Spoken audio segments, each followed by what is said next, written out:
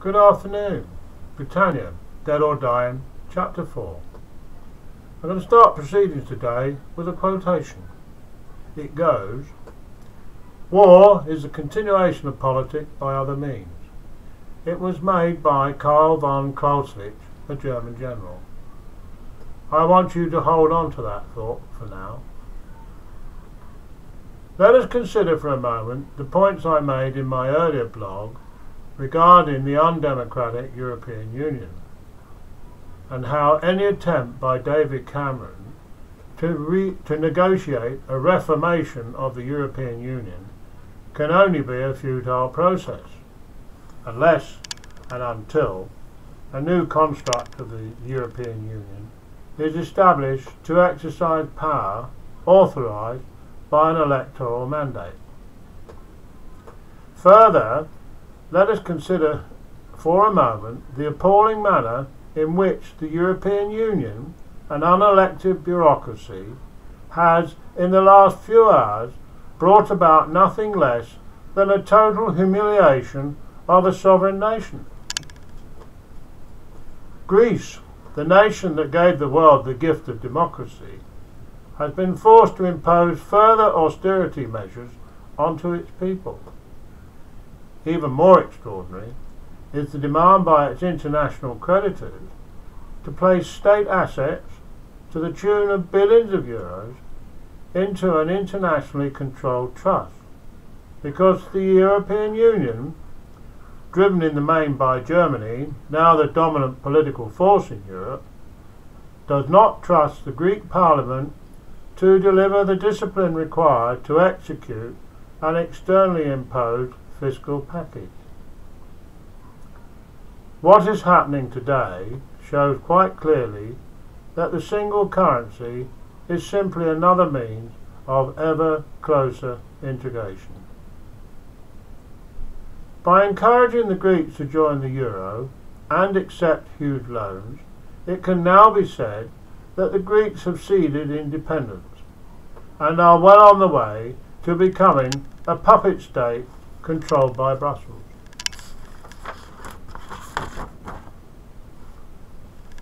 The situation that Greece now finds itself embroiled in is a shabby fraud.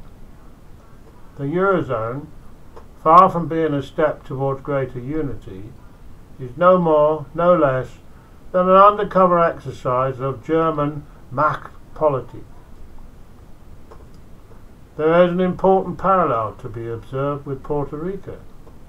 Their government, entangled in a situation similar to Greece, is about to default.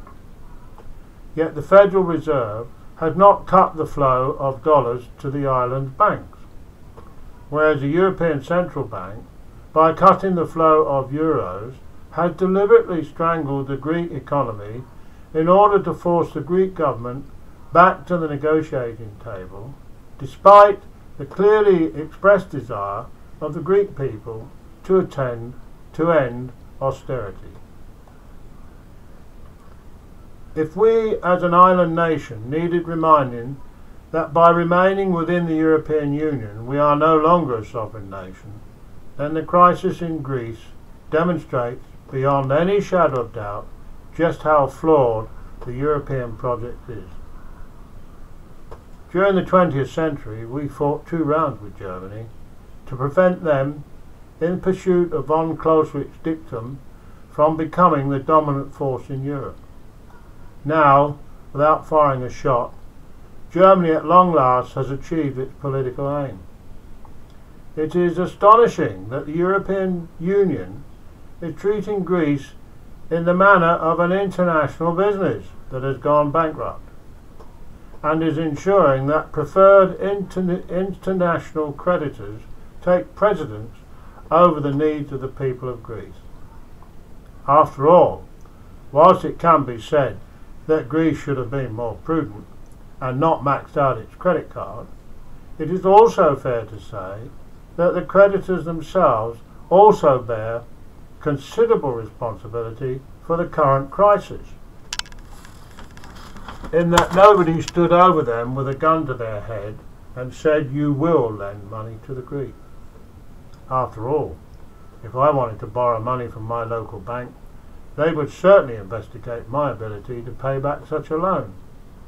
And since not one creditor appears to have conducted an investigation into Greece's ability to pay back the loans, then they have nobody to blame but themselves if, in the end, as seemed highly likely, they're all going to take a haircut and be subjected to a financial default.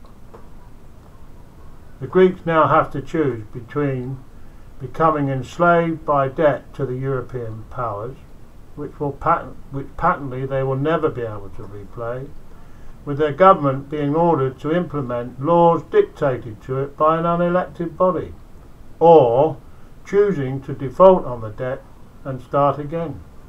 I know which I would choose. It's the latter. There are important consequences which we, as an island nation, need to consider.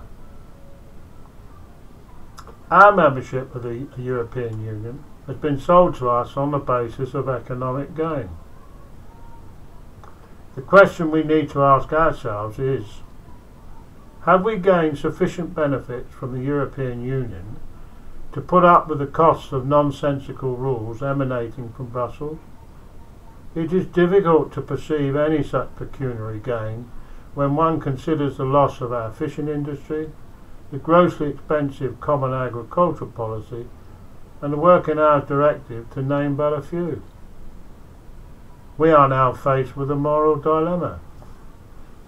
I put it to you, do we as a nation, who believe in the freedom of speech under the rule of law, really wish to be associated with an organisation that deliberately blackmails one of its weaker members in pursuit of its stated aim, ever closer union?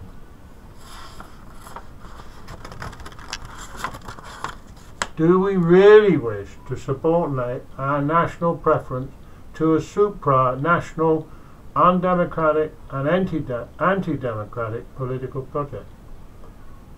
Europe does not compromise to accommodate the needs and wishes of its members. We conform whether we like it or not. That is the cost of membership, not economic gain, but total loss of sovereignty. For these very reasons, I do not wish for our country to remain in the European Union. David Cameron needs to take cognizance of the dark, flawed construct of the European Union and the crisis facing Greece, and lead our country out of the European Union.